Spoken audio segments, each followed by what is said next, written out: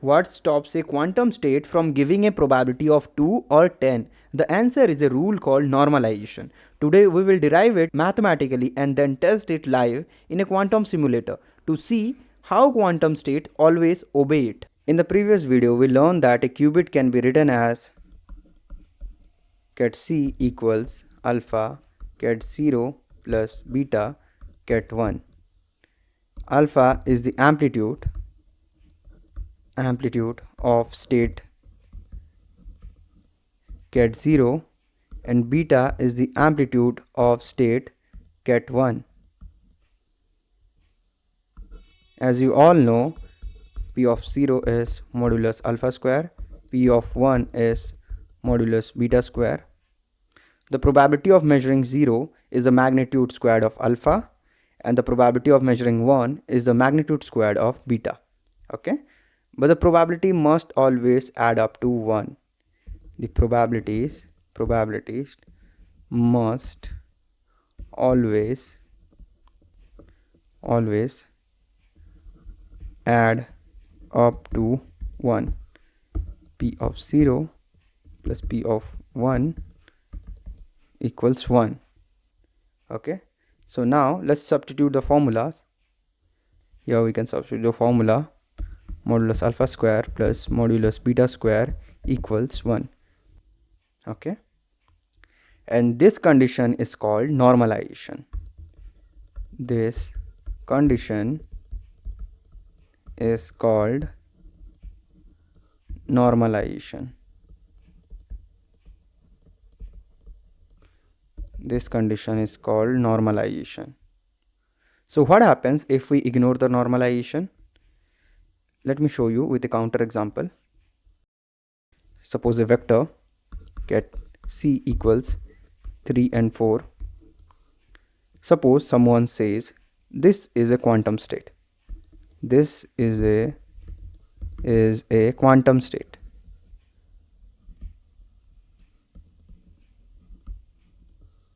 Now let's compute the probabilities. First the magnitude squared. Okay, magnitude squared of alpha. So 3 square is 9, modulus 4 square which is 16. Then let's add them.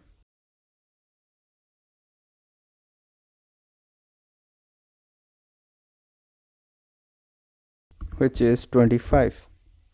That means the total probability would be 25. But probability cannot be 25, right? Probability must always be between 0 and 1. Probability must always be between 0 and 1. This cannot be a valid quantum state. Let's fix the state. Here, this cannot be a valid quantum state. So now we just have to fix the state. Fix the state. And this is called normalization process. Normalization process. Okay, fixing the state is called the normalization process. So how do we fix it? To fix the state, we scale the vector so its total probability becomes 1. To fix the state,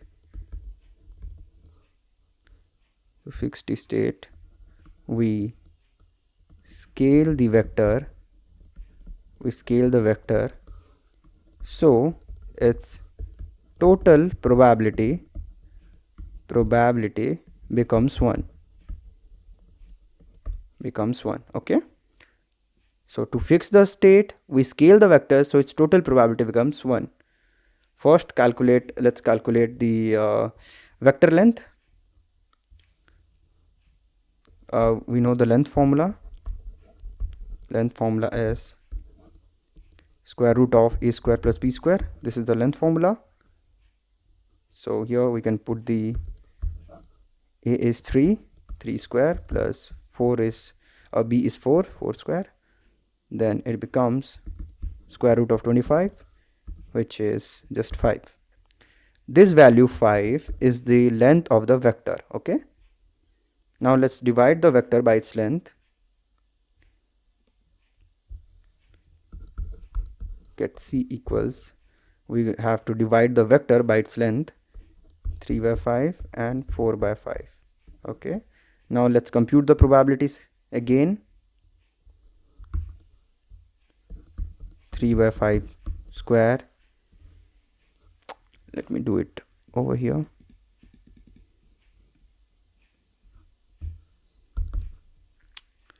3 by 5 square and 4 by 5 whole square. Then it becomes 9 by 25 and it will become 16 by 25. Then let's add them again, add them. 9 by 25 plus 16 by 25, which is 25 by 25, which is 1. Okay, now the probability add up to 1. This state is now normalized. Okay, we can say that this state is now normalized because the probability adds up to 1. So you might wonder where the number 5 came from. Like here, in here, you might wonder where the number 5 came from and why did we compute this? Why did we compute this? Okay, so let me explain all of this here. Suppose here vector v is a and b. Any vector with components a and b can be seen as a point in two-dimensional space. This is the horizontal axis, the first component, and this is the second component,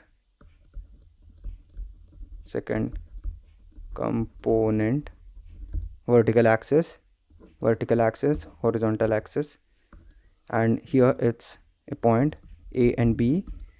So this is origin, so this is a, this is b, and now let's find the length of this vector. So how do we find it? We just have to use Pythagoras theorem. Okay, to find the length of the vector we have to use Pythagoras theorem. Let me write it over here.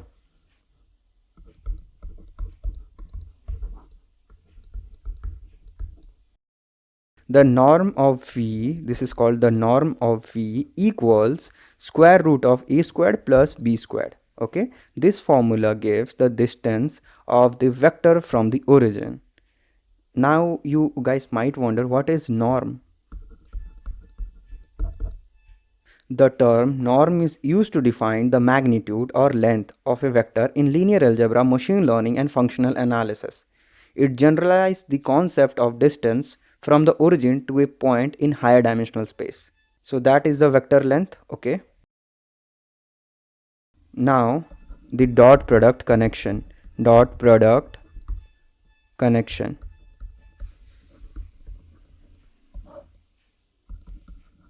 There is another way to compute this length using something called dot product. Okay,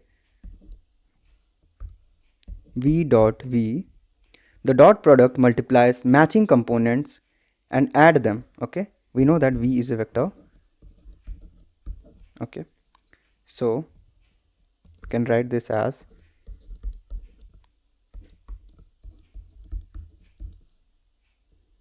okay, so the dot product multiplies the matching components and adds them, so it will be a square plus b square.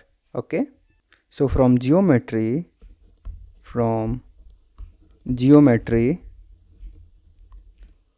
we know that norm v equals square root of a square plus b square, and from dot product earlier we saw that v dot v equals a square plus b square. Okay, because this is just v dot v, right?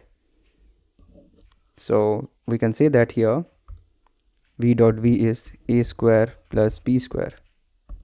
So this. Okay, now what we can do here is, so we can also write norm v square equals a square plus b square. From this we can write this, and then as you can see we can write it like norm v square equals v dot v.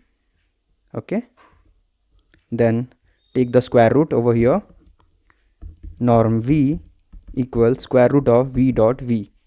So the length of a vector is the square root of the dot product of the vector with itself. This is very important. Now let's come to quantum version. Let's come to quantum version. Term version, inner product. Quantum version, inner product. So quantum state are also vectors, but their components can be complex numbers. Let's write the quantum state again. Cat C equals alpha beta. But alpha beta can be complex. We know alpha beta can be complex. So we cannot use the simple dot product. Okay, we cannot use a simple dot product. Instead, we use something called the inner product. Okay, something called the inner product like this.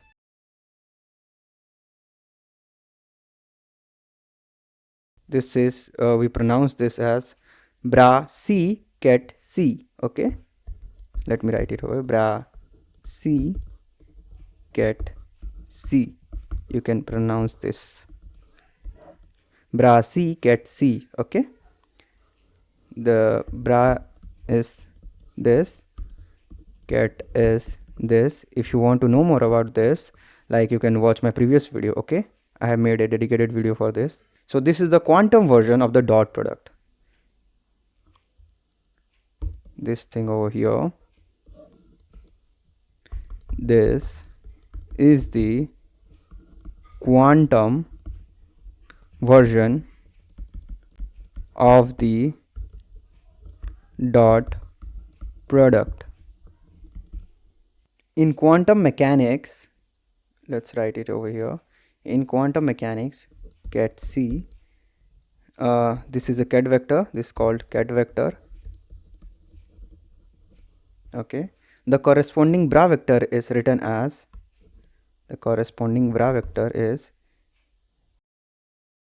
bra C. Okay, this is bra vector, bra vector. Okay, to create the bra vector, we have to transpose the vector, then take the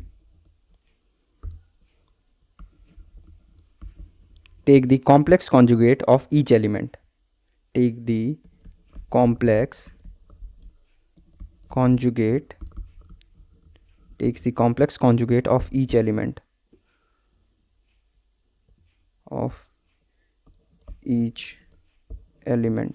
Okay, so to create a bra vector, we have to transpose the vector, then take the complex conjugate of each element. Okay, let me show it to you. So this is cat C equals alpha beta. It becomes bra C.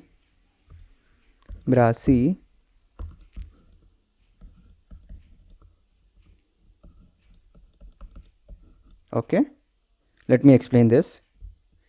The star means complex conjugate.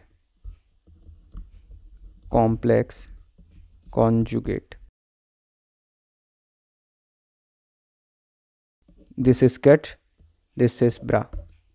The star means complex conjugate. So what is complex conjugate? If alpha, as we all know, is a complex number, is a plus, like alpha and beta can be complex numbers. So if alpha is complex number, it structure like a plus ib.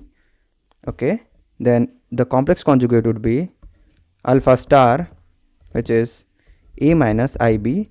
So complex conjugate, flip the sign in front of the imaginary part. Okay, so like plus sign in front of I would be minus. Okay, now let's multiply them. Let me do it over here. We know this is alpha beta, then bra C is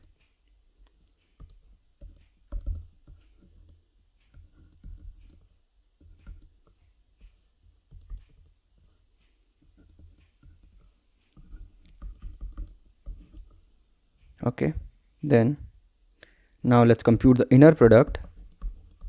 Inner product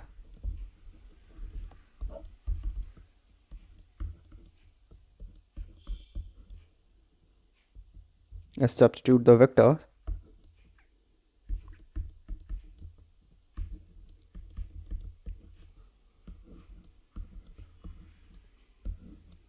Multiply component wise. Okay, multiply component wise.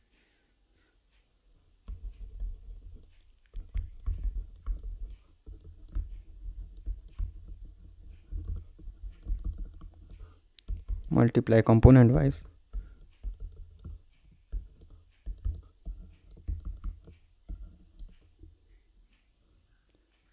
Now let's use the rule. Use the rule.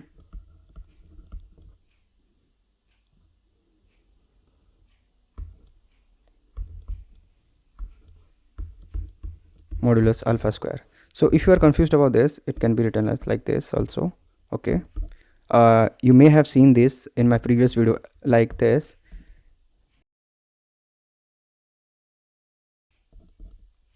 Okay, z multiplied by z conjugate. Okay, you have seen it like this in my previous video. So this is that rule. So if you haven't seen my previous videos, please watch that, then you can continue the lecture.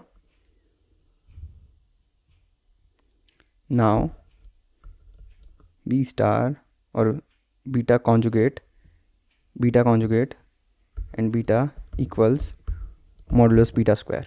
Okay, so we get bra c get c equals modulus alpha square plus modulus beta square. The inner product of a vector with itself gives the length squared of that vector. This is exactly the same idea as the dot product earlier. So this gives the length squared of the quantum state vector. Okay, so now let me write it over here. The normalization condition. The normalization condition.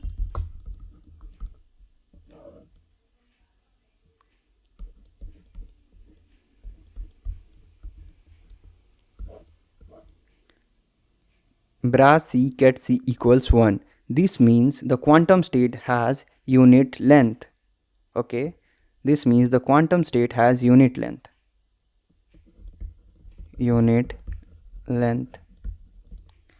And that is exactly the same as saying modulus alpha square plus modulus beta square equals 1. So let's understand the physical meaning of this. Quantum state are vectors in complex vector space. Okay, so normalization ensures the vector has length 1. So why must it be 1? Let me write it over here.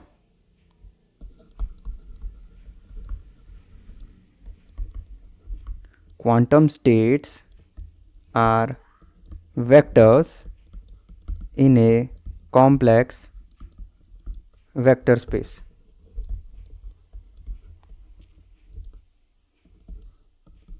Normalization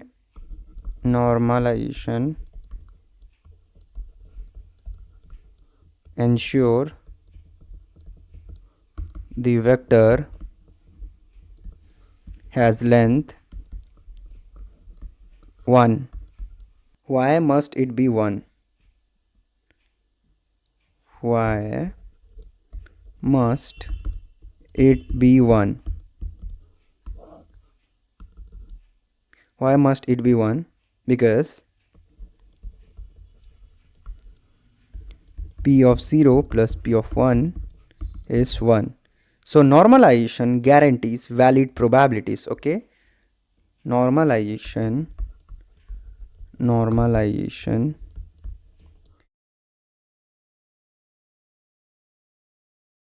guarantees valid probabilities. So normalization guarantees valid probabilities. Okay, in this website here we have a qubit starting in ket 0.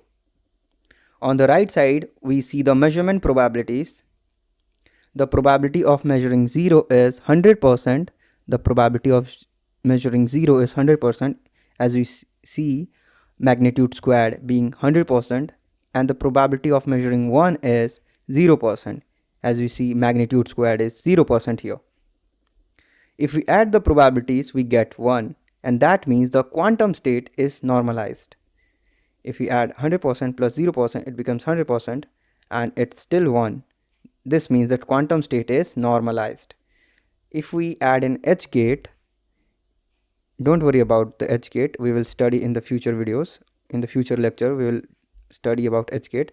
For now, just remember that this creates a simple superposition, okay? Now the qubit is in a superposition of ket 0 and ket 1. Let me point to the probabilities. Okay, now the probability of measuring 0 is 50% and the probability of measuring 1 is 50%. Okay, you can see it in magnitude squared being 50%. If we add these probabilities, 0.5 plus 0.5, it becomes 1. So the state is still normalized. Okay, normalization means the total probability of all outcome must always equal 1. So the final summary here is a quantum state is a vector. Okay, a quantum state is a vector. Its length is computed using inner product. Its length is computed using inner product. Normalization means the vector has unit length. Normalization means the vector has unit length, and that is why modulus alpha square plus modulus beta square equals 1 must always hold. Okay, that is why modulus alpha square plus modulus beta square equals 1 must always hold. But something surprising happens next. Even if the two quantum states are different vectors, they can still represent the same physical state. In the next video, we will explore the global phase and it will reveal something very deep about quantum mechanics. Thanks for watching the video. Thank you.